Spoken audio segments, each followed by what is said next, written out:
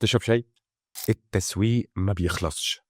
ازاي تتعامل مع الموضوع ده بذكاء؟ اكتر جمله الصراحه بتضحكني لما بكون قاعد مع شويه ناس اصحاب بيزنس والاقيهم بيقولوا ان هم خلاص خلصوا كل حاجه ليها علاقه بمنتجاتهم او الخدمات اللي بيقدموها ومش فاضل لهم غير شويه تسويق. طيب ليه الجمله دي تحديدا بتضحكني؟ لان الجمله دي بتفترض ان التسويق ده مرحله مؤقته او حاجه هامشيه على جانب المشروع وليها ميعاد بتتعمل وتخلص فيه وخلاص، زي كانك بتقول انا خلاص اتجوزت الحمد لله والتفاهم ده بقى يجي بعد الجواز وكده يبقى تمام وزي الفل. والحقيقه ان التفاهم في الجواز ده المفروض يكون مستمر معاك على طول، مش مرحله وبتخلص. علشان كده لازم افكركم ان التسويق ملوش خط نهاية، مش مرحلة ولا كام إعلان وبينتهي، ده نظام بيعيش بيه البيزنس بتاعك. والسؤال بقى المهم هنا، لو التسويق ما بيخلصش إزاي نتعايش مع الفكرة دي من غير ما نحس إن إحنا في سباق ما بينتهيش؟ واحد، خلي عندك خطة محتوى شهرية، كل أسبوع في نوع محتوى محدد هينزل وكده هتفضل موجود من غير ما تحرق نفسك. اتنين، ابني فانل بيع تلقائي اوتوماتيك، المحتوى بتاعك فيه اعلان الناس بتضغط عليه